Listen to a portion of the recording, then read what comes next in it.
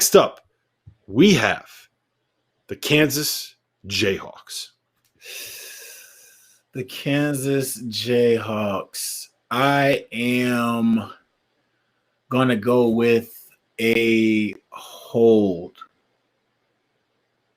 I'm holding on Kansas. Yeah, I'm holding on Kansas. I just don't like the inconsistency I get from numerous guys on the team. It's not just like one guy.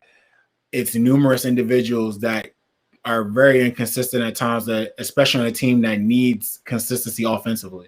Like there are times where Marcus Garrett is not going to be consistent. And then all of a sudden now they got to throw in Thompson, who they can't throw anymore because he's had surgery. So like there are times where Jalen is out there playing great, and then we're like, we have our pod and we're like, where's Jalen at? He's nowhere to be found. I thought that there was a nice little I watched the West Virginia game. I was bringing up West Virginia, of course. And I thought, all right, cool. Well, Garrett won't have to do most of the scoring because Brown and Jalen to score. But then these guys will disappear too. And it's just the last was a game before last.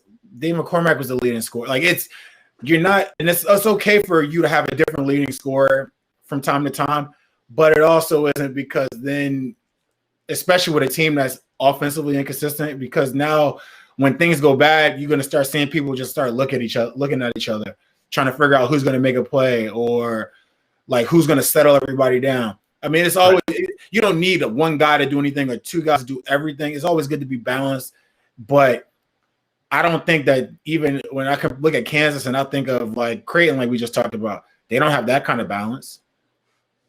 So who are you scared of on Kansas?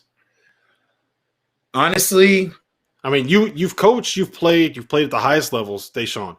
If you were game planning for Kansas right now, who are you scared of on that roster? Because for me, there's like it's no one. Yeah, I can't even think. I honestly was gonna say Brown, but then no, not really. Like he's probably the only person I would be worried about on the team, because he doesn't. It's almost like as far as shooting, he doesn't really have a filter. Like he's gonna get a shot up. So it's not like I'm not saying he forces tons of shots, but it's just he's gonna shoot a shot regardless. It goes in, it doesn't. It's whatever the case may be. But he's not afraid to get his shot up. The rest of the guys can shoot, and then when things don't go well, they kind of tuck the tail a little bit. And then, or you start seeing like a ton of terrible shots get put up. Like you don't see many good shots. Guys start dribbling in the crowds and then shooting mid-range pull-ups and with two people around them. And then they're expecting Dave to go get the board, and David is averaging like 5 boards. So like they don't have a lot of things they do great at certain aspects. Like they don't have great rebounders. They don't have anybody that can actually just demand the ball and get the bucket. They don't have like a ton of great shooters. Can they make shots? Yeah, they're talented guys, but they just have like things. They don't have a lot of things. So yeah, no, I'm with you. I would sell personally. Like they're ranked 6th in the country right now.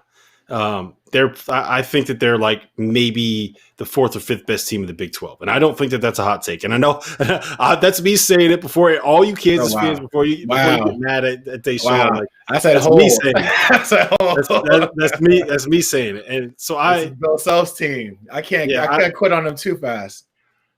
Yeah, and trust me, I get it. And Bill Self is awesome, but like this team is just not put together the way that you would want it to put together, right? It does not have a point guard, which is a problem. They don't have a point guard.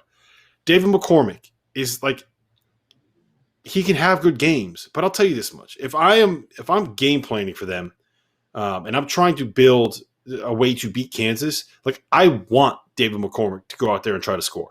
Like I want them giving David McCormick 25 post-ups a game. Not me, Dave. Not me. I don't want you getting 25 again. That's just the. I'm just joking. No. I know. If you have to pick a spot to go to, I mean, out of all the players in the court, I would go just like any other team. You're going to go to what you would assume will be the weakest part of their structure. Yeah, that's not their strongest. That's not their strongest aspect, playing out of the post at this moment.